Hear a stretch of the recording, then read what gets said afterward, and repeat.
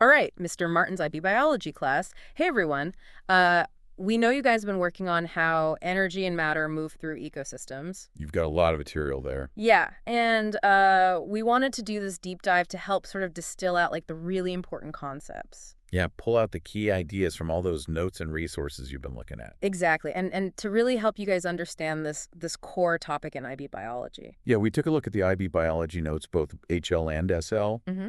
and some of the just water ecology information that you shared as well. And we wanted to give you a really clear and well-structured overview of this whole idea of how energy and matter move in the living world. So to start off, we're going to start with thinking about ecosystems as open systems, Okay? and then we'll follow the path of energy, starting with sunlight. The big one. Yeah, and how it goes through food chains and food webs. Right. And we're also going to explore how organisms get the carbon compounds they need, the different roles of autotrophs and heterotrophs, and how energy is organized into these trophic levels. Okay, sounds good. After that, we'll look at energy pyramids, Okay. which are a really helpful way to visualize the energy at each level and why so much energy is lost Right. as we go up a food chain. Right. And then we'll touch on primary and secondary production, Okay. which is basically how living matter is built in an ecosystem. And then finally, we'll dive into those essential cycles, the carbon cycle, and kind of the general idea of nutrient cycling. Great. So give you that really solid understanding of the whole picture. Yeah, so let's start with ecosystems as open systems. Okay. What is an ecosystem in simple terms? Basically, it's a community of living organisms Okay. interacting with each other and with the non-living parts of their surroundings. Okay, so you've got the living parts and the non-living parts. Exactly. And we call those the biotic components for the living organisms Okay. and the abiotic components for the non-living. Okay, I see. So you think of it like a pond. You've got your frogs, your dragonflies, your reeds, and all the plants and animals. That's the biotic part. But then the water itself, Right. the sunlight Yeah. reaching the pond, the oxygen that's dissolved in the water, those are your abiotic factors. Okay, that makes sense. And an ecosystem isn't just one kind of place, is it? No, not at all. They can be very different. Okay. They vary hugely in size and in how complex they are. Mm-hmm. So you could have a tiny puddle, even that forms temporarily, Okay. and has a little bit of algae, Yeah. a few insects living in it that's still an ecosystem. Right. But then you compare that to something like a vast ocean, Wow. which is teeming with life, countless different species. Totally different scale. Yeah, so you can have those extremes, and then you can also think about the complexity. Okay. You could have a desert, which has very little water. Uh-huh. Life is adapted to survive those harsh conditions. Right. It's a simpler ecosystem than, say, a dense tropical rainforest, Okay, yeah. where you have so many different kinds of organisms all interacting with each other in really complex ways. Okay, so these systems, they're open. What does that actually mean? How do things move in and out of an ecosystem? So when we say it's open, it means that both matter and energy can enter and leave. Okay. That's a really important concept. No. So for example, matter can move when organisms migrate. Okay. Think about a flock of birds that fly into a forest to find food Right. or to nest for the season. They're bringing all the matter that makes up their bodies into that So ecosystem. bringing it in with them. Exactly. Or, on the other hand, if a large tree falls down in a forest and that dead wood is removed, Yeah. that matter is leaving the ecosystem. Right. Or even something as simple as rainwater Oh, flowing through the soil and carrying minerals from the soil into a river. okay. That's matter moving out of one part of the ecosystem and into another. Okay, so it's constant movement in and out. Yeah, exactly. What about energy? How does that enter and leave a system? So energy usually enters most ecosystems as sunlight. Okay, the big one. Yeah, and producers like plants and algae, they capture that light energy and they convert it into chemical energy through the process of photosynthesis. Okay. And that stored energy then moves through the food web as organisms eat each other. Oh, Energy leaves the ecosystem mainly as heat. okay. So every time energy is used or transformed by an organism, Huh. whether it's for movement, for growth, or just staying alive, which involves a lot of energy, Right. some of that energy is converted into heat, and that heat then spreads out into the environment, and it's essentially lost from the ecosystem. Okay, so the key takeaway here is that ecosystems are constantly exchanging both matter and energy with their surroundings. Exactly, and that's what makes them open systems. Okay, you mentioned open compared to closed systems. Yes. What's the difference, and where does Earth fit into this whole idea? So a truly closed system is very different from an open system. Okay. It would only exchange energy with its surroundings. Okay. Matter would be completely recycled within that system. So no new matter coming in or out. Exactly. No new matter could enter and none could leave. Okay, Right. now Earth is a good example of something that's very close to a closed system. Okay. While a tiny amount of matter might arrive as meteorites Uh-huh. or even leave the Earth through things like spacecraft, Okay. for practical purposes, the amount of matter on Earth is finite Okay. and it's constantly being recycled. Right. But energy does enter as sunlight Right. and leaves as heat that radiates out into space. So Earth is kind of a hybrid in a way. Yeah, you could think of it that way. Okay. It's open in terms of energy, but behaves almost like a closed system when it comes to matter. Okay, that makes sense. So sunlight then is the main source of energy for almost everything on Earth, right? That's right. For the vast majority of food chains on Earth, the sun is the primary energy source. Okay. So through photosynthesis, producers, those plants and algae, Mm-hmm. they capture that light energy and they convert it into chemical energy, Right. which is stored in the bonds of organic molecules like sugars. Okay. And this forms the foundation of almost all ecosystems. It's like the fuel that runs it. Saucy. It's providing that initial energy that then gets passed on to all the consumers that eat the producers, Right. and then the consumers that eat those consumers and so Yeah. on. Okay, so it all starts with the sun. For most ecosystems, yes. But you mentioned some exceptions. You were talking about deep sea vents and caves. Yes. How can life exist in those places if there's no sunlight? So this is where it gets really fascinating. Okay. In these environments where sunlight can't reach. Right, like the deep ocean. Yeah, like the deep ocean near hydrothermal vents or in dark caves. Uh-huh. Unique ecosystems have evolved and they rely on a different energy source. Oh. They rely on chemical energy. Okay, interesting. And certain types of bacteria called chemoautotrophs. Okay. They are the primary producers in these systems. Okay, so they're taking the place of plants, basically. In a way, yes. Okay. But instead of using sunlight, they get energy by breaking down inorganic chemicals Okay. that are found in their environment, things like sulfides, methane, or iron. Okay. And this process releases energy that they can then use to produce organic compounds, just like plants do with sunlight. So they're using the Earth's own chemistry as their energy source. Exactly. So You're- for instance, around deep sea vents, Okay. you have bacteria that might oxidize sulfides that are coming from inside the Earth. Uh-huh. And the energy from that chemical reaction allows them to create organic molecules. Okay. And then those bacteria become the base of a food web that can include things like Oh. specialized worms, clams, Wow. all sorts of organisms that have adapted to this dark, chemically rich environment. So there's a whole ecosystem down there. Absolutely. And it's all powered by chemical energy. That's amazing. It's like a whole different world. Yeah, it really is. One thing that I noticed in the notes was this idea of the nature of science. Okay. And they were talking about the difference between laws and theories and these useful generalizations. Right. Could you explain that a bit more? Sure. So in science, laws are these general principles that describe patterns that we observe in nature. Okay, so what usually happens Exactly.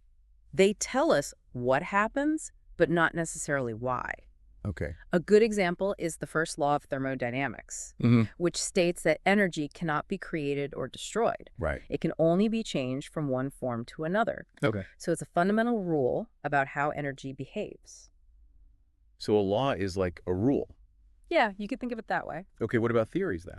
So theories, on the other hand, are explanations of these observed patterns. Okay. They go further than just describing what happens. They try to explain the reasons behind it. Okay, so they dig a little deeper. Exactly. So, for example, systems theory, which attempts to explain how open and closed systems work. Right. That's an example of a theory. Okay, and both of these are important. Absolutely. Both laws and theories are really important in science. Okay. They help us make predictions about the natural world. I see. And what are these useful generalizations then? So a useful generalization is a statement that's generally true Okay. and helpful for understanding a broad idea, Ah. even if there are some exceptions. And the statement, the sun is the initial source of energy for food chains, is a perfect example. Right. It's true for the vast majority of ecosystems, Uh-huh. and it gives us this crucial starting point for understanding how energy flows. Okay. However, as we just discussed with those deep sea vents and caves. Right. Those are the exceptions. Exactly. There are specific cases where it isn't directly true, Okay.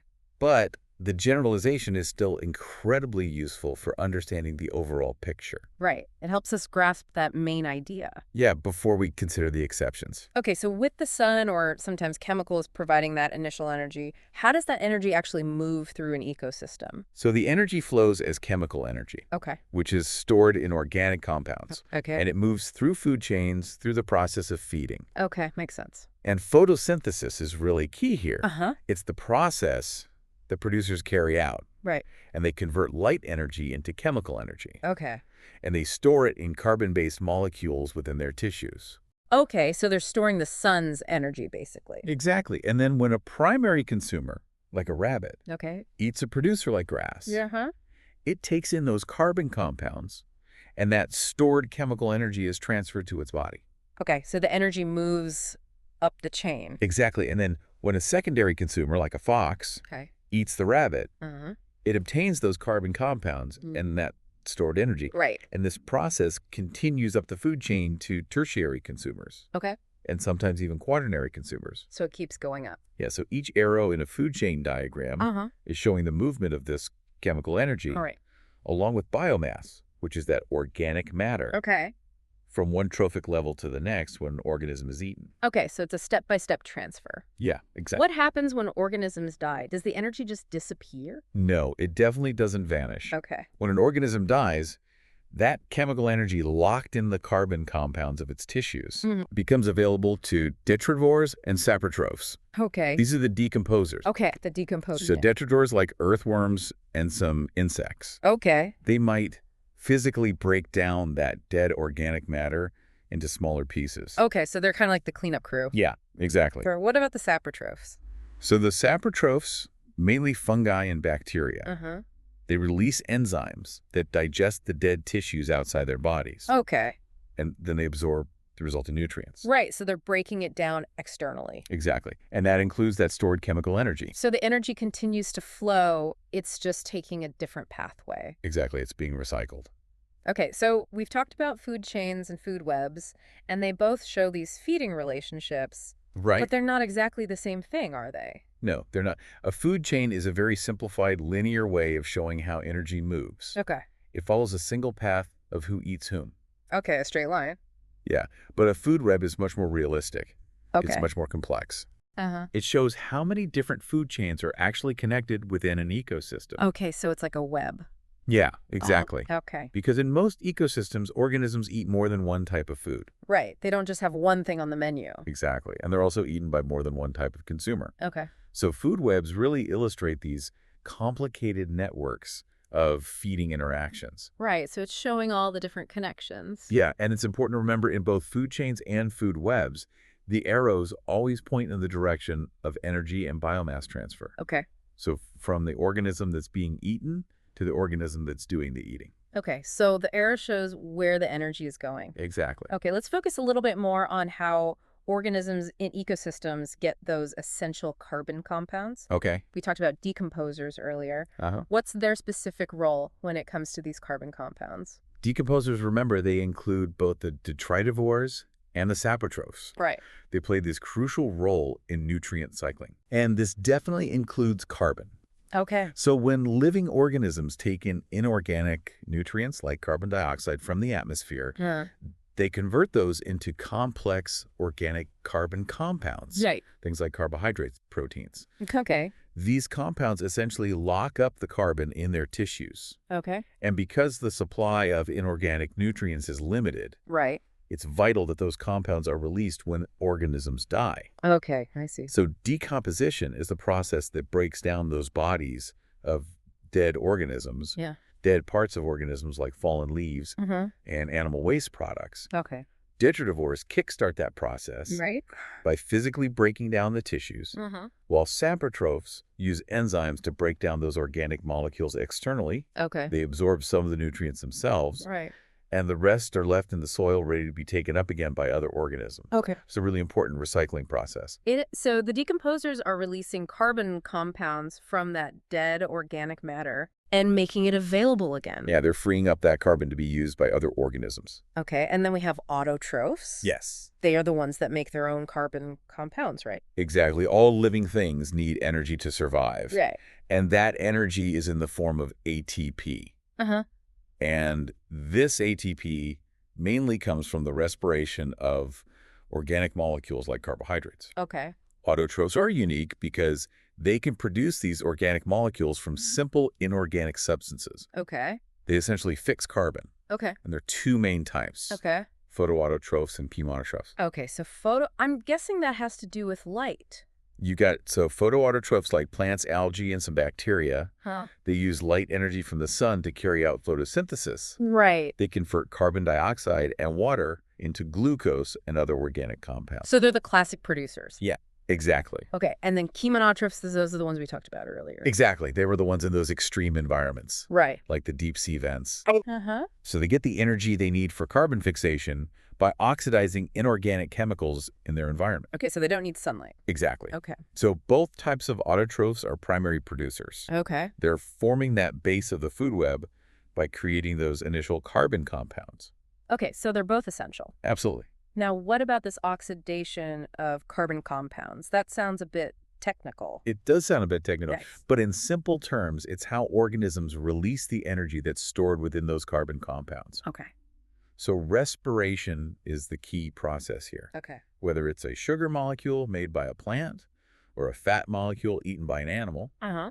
these carbon-based compounds are broken down usually with the help of oxygen, Okay. and that releases energy that the organism can use for all its life processes. Right, all those things that keep it going. Exactly, things like growing, moving, reproducing. So it's like a controlled burning process inside cells. Yeah, that's a good analogy. Okay. And a byproduct of this restoration is heat, which, as we'll discuss later, is lost to the environment.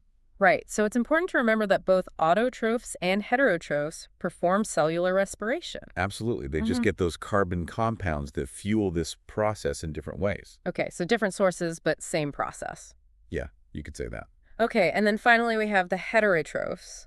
Yes, the consumers. The consumers, how do they obtain their carbon compounds? So heterotrophs, by definition, they can't make their own organic carbon compounds. Okay. They have to get them by consuming other organisms Okay. or substances produced by other organisms. So eating other things. Basically, yeah. Okay. So this could mean eating plants, hunting other animals, Right. feeding on dead organisms, Okay. or even absorbing nutrients from waste products. Okay. And they need to digest this ingested material, Uh-huh. break down those complex molecules into simpler ones, Okay. which are then absorbed and used to build their own necessary molecules. Right, so they're breaking down food to build their own bodies. It's exactly things like proteins, DNA, all the things they need. Okay, and how does this digestion work? So digestion can happen inside the organism's body, Okay. like in our own digestive system, Right. or it can happen outside, What's like that? with fungi that release enzymes onto their food Right. and then absorb the digested material. Interesting. So as your notes explain, consumers, detritivores, and saprotrophs, Uh-huh. they're all types of heterotrophs, Okay. each with their own specific way of obtaining and processing those carbon compounds. Okay, so different methods, but same goal. Yeah, getting those essential building blocks. Okay, we've talked about how energy enters and flows Right. and how carbon compounds are obtained. Uh-huh.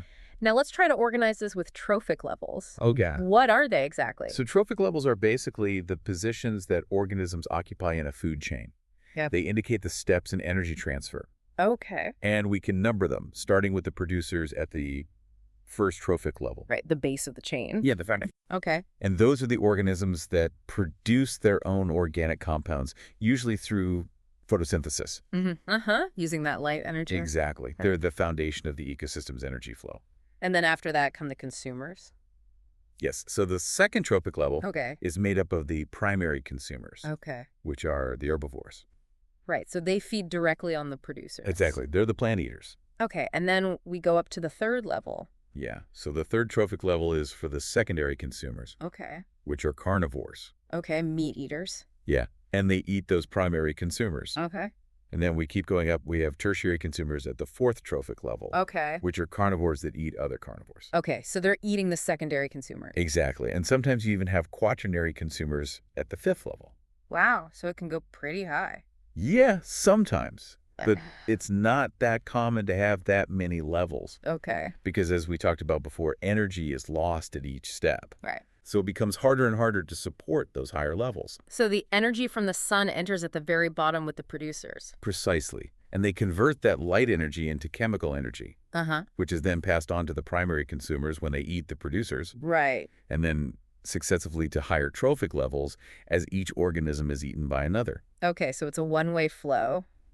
Yeah, you could think of it that That's way. good. What about apex predators? Where do they fit in? So apex predators are at the very top of the food chain. Okay. They're not usually preyed upon by other organisms within their ecosystem. So they're the top dogs.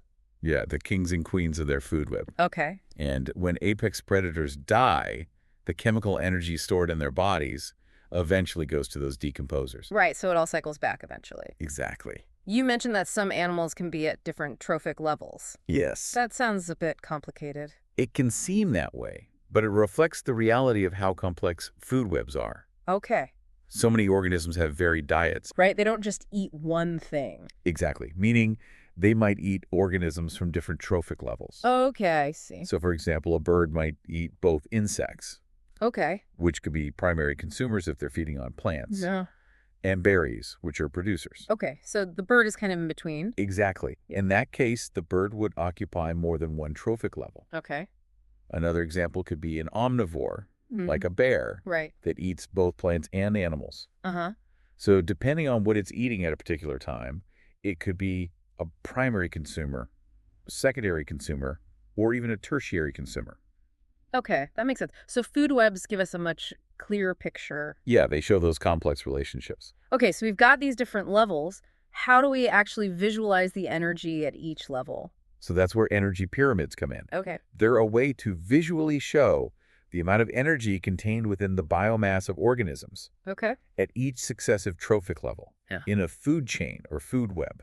And they're always drawn with the producers forming the widest base, Okay. representing the largest amount of stored energy. Right, because that's where the energy is coming in. Exactly. And each trophic level above is shown as a step that's progressively smaller, Okay. indicating that less energy is available at each higher level. Right, so that's a pyramid shape. Yeah. And that clearly illustrates the flow of energy Uh-huh. and those significant losses that occur. Okay, so what units are used to measure the energy in these pyramids? So the standard units for pyramids of energy are energy per unit area per year. Okay. So for example, you might see kilojoules per square meter per year, Okay. which is written as kiloj euro.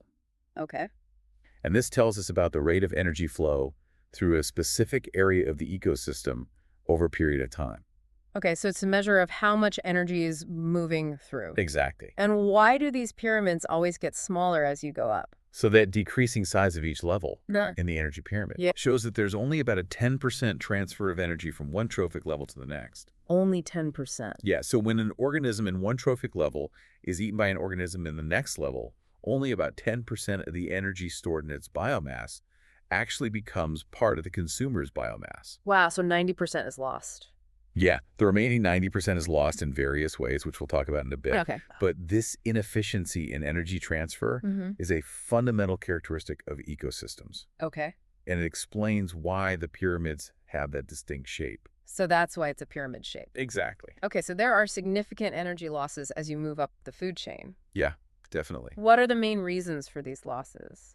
Okay, so there are several key reasons why energy is lost between trophic levels. Okay. First, not all of the organism in a lower trophic level is actually eaten by the consumer in the next level. Okay. So for instance, a deer might graze on grass, but not eat the roots. Right, they're not eating the whole plant. Exactly. And the energy in those uneaten parts is not transferred to the deer. Okay, so some of it's just left behind. Yeah. What else? Okay, so second, even of the parts that are eaten, not everything is digestible. Okay. So indigestible materials like the cellulose in plant cell walls Uh-huh. or the fur on an animal, Right. they're eliminated as waste. Okay. And the energy contained in those materials is lost. So it just passes through. Exactly, it doesn't get absorbed. Okay. Now, a large amount of energy is also lost as heat during respiration. Okay. So all organisms, from producers to top consumers, Mm-hmm.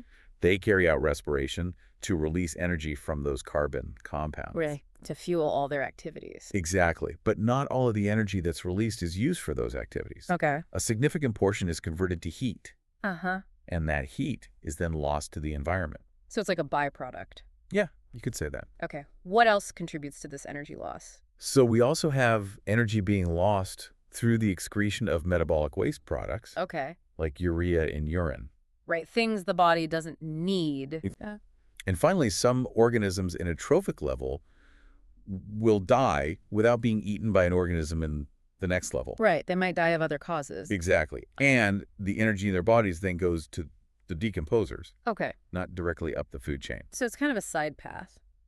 Yeah, you can think of it that way. Okay. So only that remaining 10% Yeah, roughly. is actually used by the consumer for its own life functions and growth. Exactly. And gets stored in its tissues as those carbon compounds. Right. So that's the energy that becomes available to the next trophic level if that consumer is then eaten. Exactly. But it's a pretty inefficient process. Yeah, overall, it is quite inefficient. And this must be why food chains don't tend to be very long, right? That's a very good point. These energy losses must limit the number of trophic levels. You're absolutely right.